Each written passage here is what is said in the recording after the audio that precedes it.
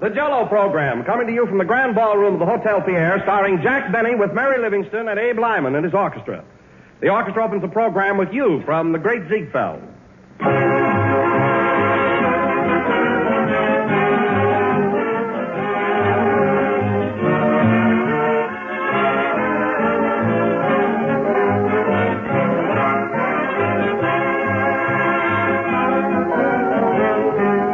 They say that time is money, and if you want to save both time and money, serve Jell-O for dessert.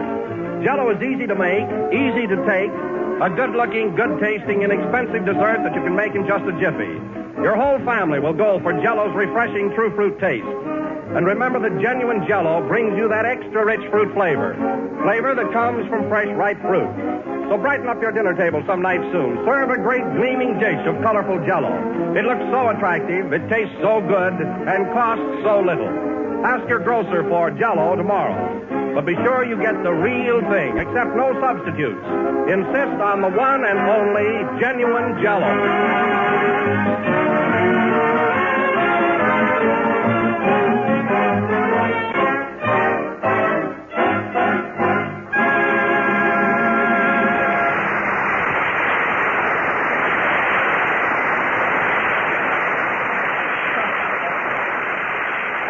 Ladies and gentlemen, we bring you a fellow who is a big man in Hollywood, a giant in Waukegan, but just another actor in New York, Jack Benny.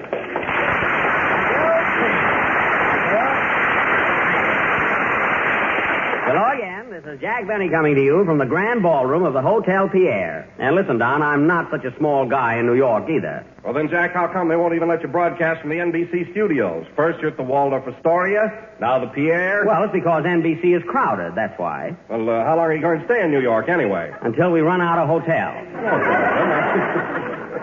I've been hanging around so many ballrooms, I feel like a chandelier. Of course, there's a certain amount of class and prestige broadcasting from a place like this. Come in. Mr. Benny? Yes. On behalf of the management of the Hotel Pierre, I bid you welcome and trust that the broadcasting facilities here are satisfactory. They certainly are. Now, if there's anything I can do for you, don't hesitate to call upon me. Well, thank you. Is there anything I can do for you? Yes, don't mingle with the guests. That's what I get for slumming on the avenue. Anyway, Don, it's still a distinction to be able to do our program from here. Not every entertainer would be granted that privilege, particularly one that I know of. Mm-hmm. And who's that, Jack? Well, I don't want to mention any names, but I don't see how Harry Von Zell can laugh at him every Wednesday night. Oh, Von Zell, that announcer. Yeah. Say, Jack, what product do they sell anyway? Nothing you can put sliced bananas on. Oh, by the way, Jack, did you hear Alan call you a bully last Wednesday? Benny the bully, Benny the bully. Well, it's better than being a scaredy cat. Alan is a scaredy cat. Alan is a scaredy cat. How do you know? Oh, Don, he's an awful baby. Imagine a grown man taking ether when he gets a manicure. Oh, yeah. Anyway, I don't want Alan's name mentioned anymore on this program. From now on, if you have to refer to him, just call him Boo. That's good enough for me. Boo. Boo, Alan, that's a silly name. Well, it fits the character. Hi, Don. Hello, Jack. Oh, all right. Where have you been? I was out with Boo in Portland Hoffa. Oh, you were, eh? Well, I should think you'd select your company a little more carefully. Of course, Portland's all right, but I'd watch out for Boo. You know, Jack, he asked me if you really played the Boo on your violin. That's the B, and don't overdo it. Anyway, let's change the subject. All right. Jell-O is not only economical, but it's easy to make. And remember, it tastes twice as good as ever before. Yeah, now let's change the subject again. All right, surely. Jack, where's Kenny? Oh, Kenny, he had to go to Hollywood to finish his picture, but he'll be back again next week, Don. You know, Jack, I just got the cutest telegram from Kenny. Oh, then he must have arrived there. What does he say? He says, wait a minute, here it is. Oh. Arrived home safely, weather excellent, trip pleasant, bus comfortable. Oh, he motored back, I see. Scenery was beautiful in Pennsylvania, especially when we passed through Bootown. Bootown? He means Allentown. Oh, I see. He must have read my thoughts. Go on, Mary. Right now, I'm listening to the program, and I certainly miss me. Oh. You would never know Hollywood. It has changed a lot in 2 weeks. I can't even find my house, and the Paramount studio has changed its name to Anheuser-Busch. Anheuser-Busch? Where's that wire from, Mary? St. Louis. I thought so. What a dope. Imagine getting off at St. Louis. Read on, Mary. P.S. P.S. and a telegram. I just found out that I'm in St. Louis instead of Hollywood. Boy, are they mixed up. Well, that serves me right for letting him take that trip alone. Say, Jack. Yeah. Oh, hello, Abe. How are you? Oh, I'm all right. Can I talk to you a minute? Sure, Lyman. What is it? Listen, Jack. I heard some pretty bad reports about me on last Sunday's program. You did? Why, I thought you were great, didn't you, Don? Why, certainly you were swell, Abe. Oh, I don't mean my music, but my friends all seem to think that you made me sound like a pretty tough guy. But, Abe, we were only kidding. Well, I'm sensitive. Oh. Gee, Jack, I'm not a bad guy. I'm not a mug or a tough egg or anything. I'm considered a gentleman. Well, I'm terribly sorry, Abe, really. Well, don't do it again or I'll kick your teeth out. Oh, you will? Are you going to take that from him, Jack? Well, I'd fix him, but I don't want to be known as a bully. Especially without teeth. That's gratitude for you. Say, Don, why do I always have trouble with orchestra leaders? What have I done to deserve those constant threats of violence? Am I a magnet that attracts the brutality in my throat? A football to be kicked around from pillar to goalpost? Why must I be eternally ducking behind a microphone? I don't know. Why? While I'm thinking of an answer, the orchestra will play I Got Rhythm. Play, Lyman. I wish Freddie Bartholomew had an orchestra. I'd tell him something.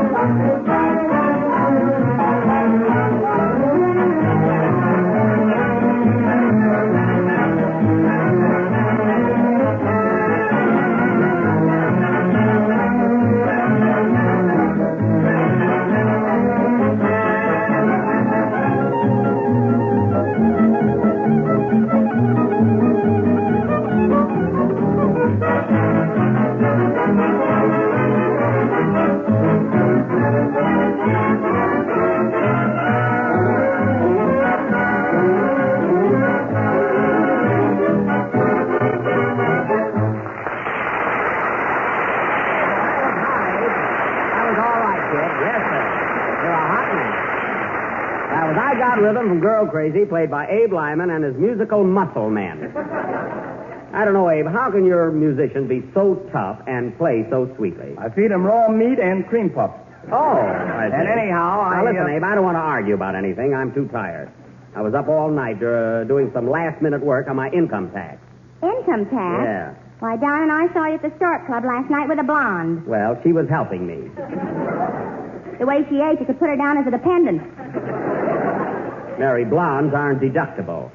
You know, Jack, I'm glad I live in California where there's no income tax. Why, Mary, the federal tax applies to California the same as any other state. That's funny. I never paid one. You didn't? Well, didn't you get any letters from the government? Yeah. See, I thought it was fan mail. I sent him a picture. Well, you better file a tax report right away or you'll be doing a guest appearance on the Leavenworth Hour. That's pretty good, wasn't it? Huh? I like it. You better get after it, though, Mary, really. Fine rum and fruit, no cheesecake. Hey. Hello, Sandra. Hello, Slap. How are you? Well, I feel like $1 million, and on that I don't have to pay tax. Well, Slap, I really didn't expect you tonight. Jack, so soon when I heard Kenny Baker wasn't coming up here, I came up to offer my services to give you an audition. Oh, really? So, are you a singer? And that's me, Bing Slapperman. And the yodelers and Yonkers, you know. So you're a singer. Well, that's news to me. Whose band did you sing with? Goy Lombardo. Roy. What a snappy band of rhythm boys. Wow. Oh, the Lombardos. Say, listen, I've listened to them a lot of times, but I never heard your voice. Oh, do they play loud? Well, Slap, tell me, what kind of songs do you sing? And mostly sentimental. At home on the ranch, shoes and saddles. And there's an old swimming pool in the parlor. Swimming pool? That's spinning wheel, you dope. Hey, Greg. What? Greg, what's the matter with that Lyman? Oh, you know how temperamental musicians are, especially band leaders. Lyman, our band leader. A brush you should have on the end of that stick.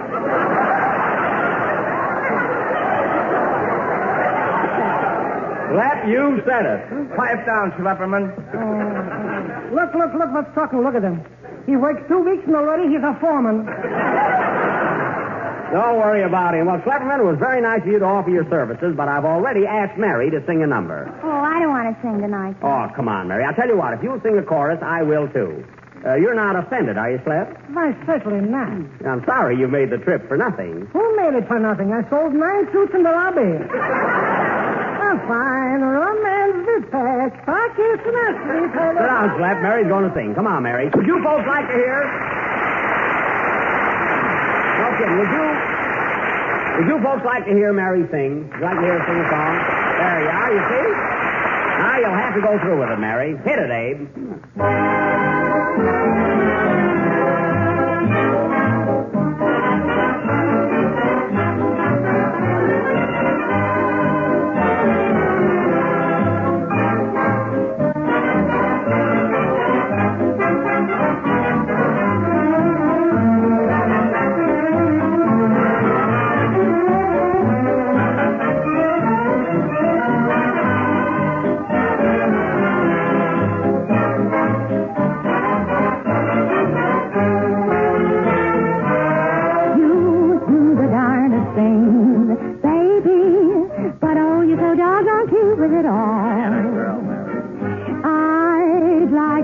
Your wings, baby, you're flying so high you do for a fall. Your attitude saves me, I'm almost afraid. You drive me crazy, I must be taking the haze. La-dee-dee. You do the darndest thing, baby, but oh, you're so doggone cute with it all.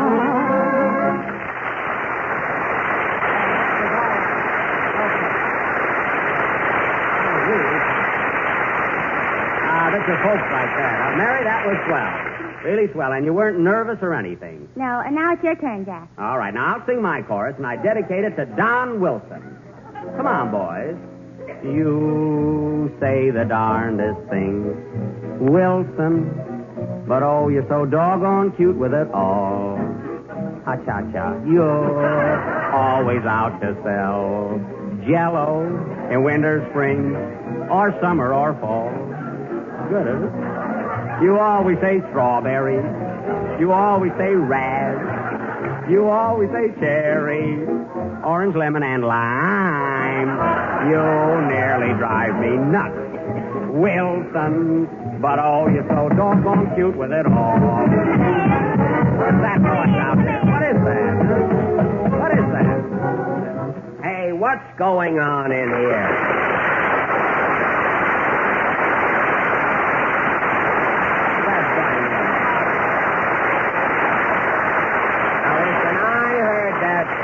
I heard that disturbance outside. Now, whoever's manipulating that foghorn in here has got to cut it out. Well, as I live and regret that there are no locks on studio doors. If it isn't Boo Allen. Now, listen, Alan, what's the idea of breaking in here in the middle of my singing? Singing? Yes. Now, listen, Betty. I didn't mind it when you scraped that overnight bag 2 weeks ago and called that playing the bee. Yeah. But when you stand here tonight and set that whooping cough to music and call that singing, you're going too far. Oh, you didn't like it, huh? Like it? Why, you make Andy Devine sound like Lawrence Tibbett. Now, look here, Alan. I don't care what you say about my singing or my violin playing on your own program. But when you come up here, be careful.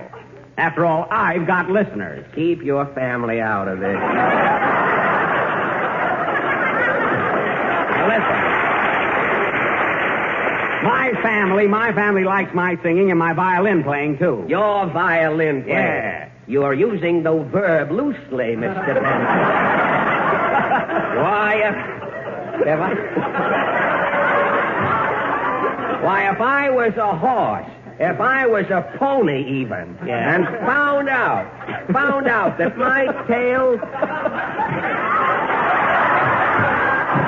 found out that any part of my tail was being used in your violin bow, I'd hang my head in my oat bag from then on. Well, you listen to me, you Wednesday night hawk. Another crack like that, and Town Hall will be looking for a new janitor. Why, you fugitive from a Ripley cartoon? I ought to bend your nose around until if you want to smell anything, you'll have to curb it. You lay a hand on me. You lay a hand on me. Anything we'll say accidentally will be better than the script.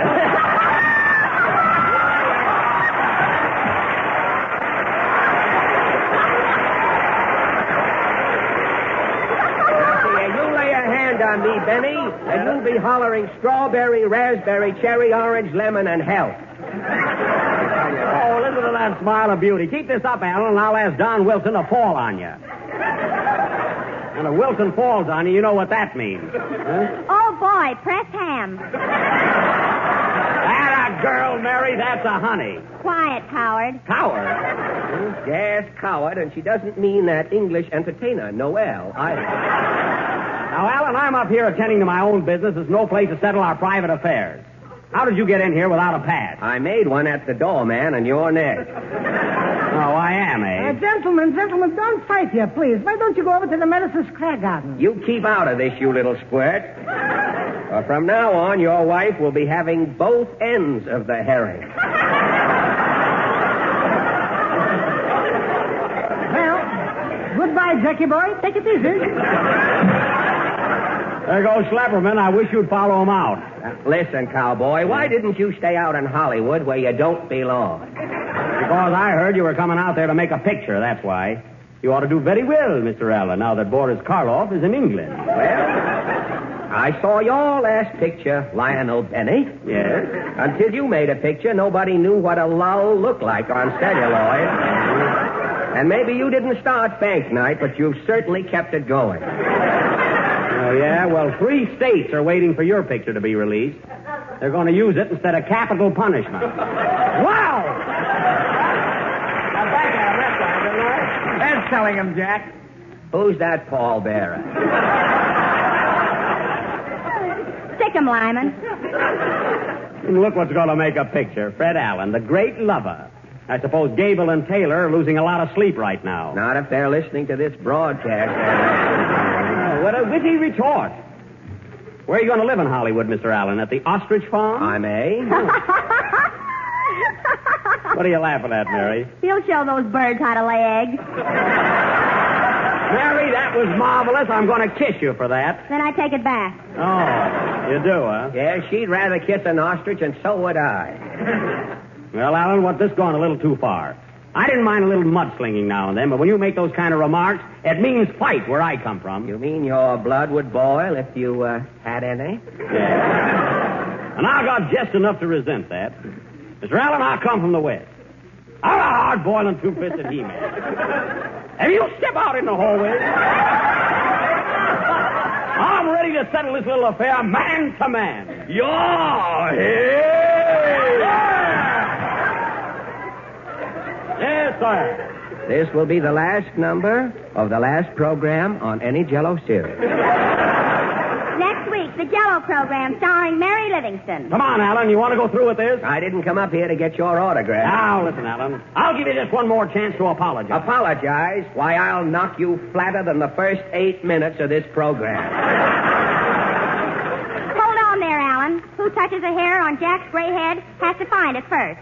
Who said that? Barbara Livingston. Never mind that. Come on, Alan. Get us away. Play, Lyman. Sorry, now I sold my rowing machine.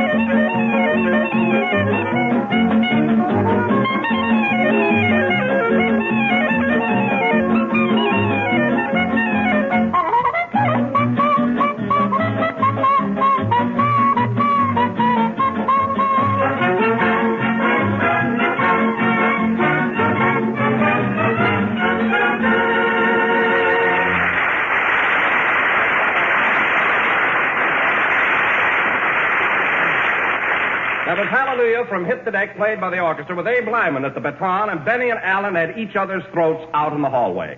And the winner will tell his version on his own program next Wednesday night. Oh, now, I don't know about that. Jack can certainly take care of himself. It's Alan he has to worry about. Gee, I hope nothing's happened to either one of them, especially Jack. Well, they're both pretty husky, although Jack did look just a little bit worried. Oh, Jack doesn't care whether he wins or not. He's got a due bill on a hospital. Here they come now. Gosh, Freddie, those were the days, weren't they?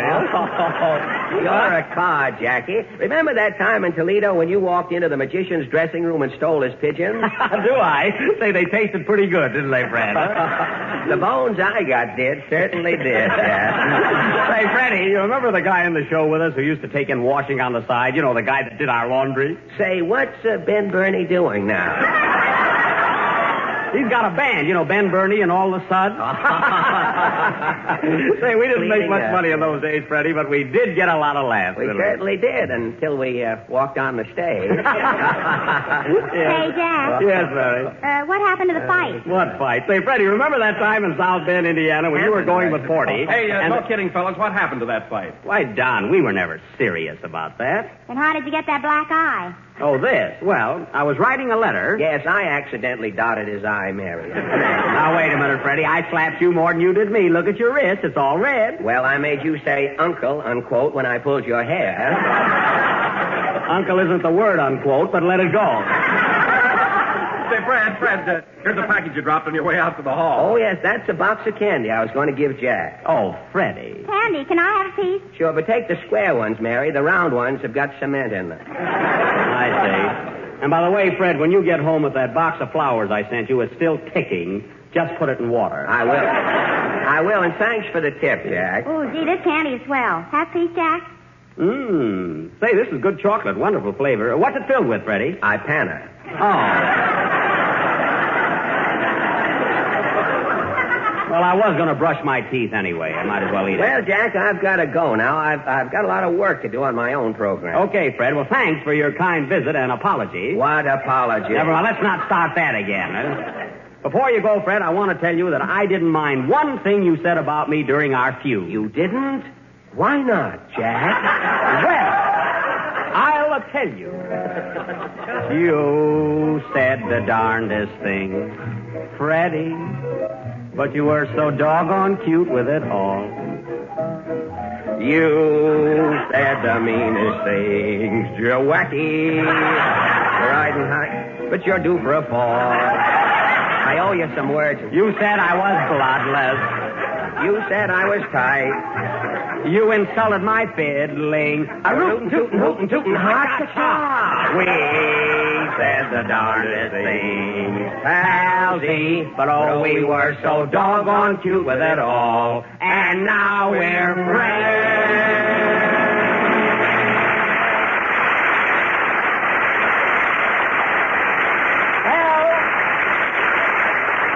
Fred, I didn't know you could sing that good. Thanks, Jack. Well, I've got to leave you now. And, oh, by the way, Mr. Lyman. Yes, Fred? Now, listen, Tuffy. You lay off on my pal, Jack Benny. That's a hint. Goodbye, everybody. Goodbye. Goodbye. So long, Fred. So long. Well, play, Lyman, and watch your step. You heard what Alan said. Why, you little sawed-off punk, I'll take you and tear you from limb to limb. Freddie!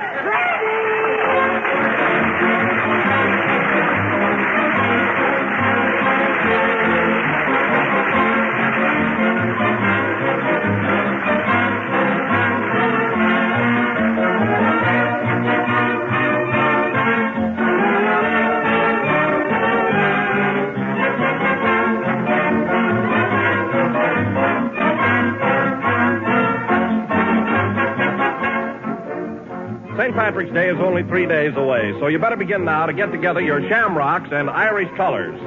And here's a Jell-O dessert that has the touch of color in keeping with the occasion, called Emerald Fruit Cup. You make it this way. Just dissolve 1 package of lime Jell-O in 1 pint of hot water and then pour into a shallow pan. Chill until firm, and then cut the Jell-O into cubes. Arrange the cubes of lime Jell-O in sherbet glasses, alternating with grapefruit sections.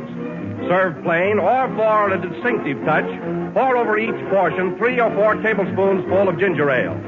Refreshing lime Jell-O with juicy grapefruit. It's a grand combination to start a dinner with, and equally delicious as dessert. Serve Emerald Fruit Cup for your St. Patrick's Day dinner, but be sure you make it with genuine lime Jell-O.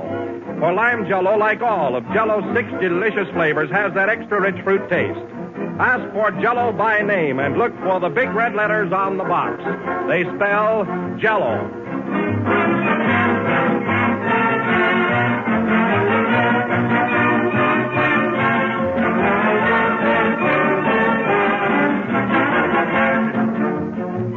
This is the last number of the 24th program in the new Jell-O series, and we'll be with you again next Sunday night broadcasting from New York City.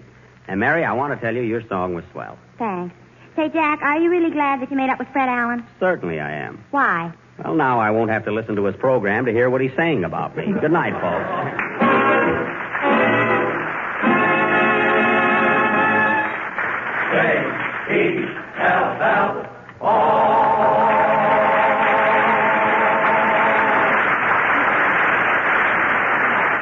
Here's a special announcement for our Canadian listeners. All Jell-O sold in Canada is made in Canada. Select some fine romances from Springtime, written by Jerome Kern. This is the National Broadcasting Company.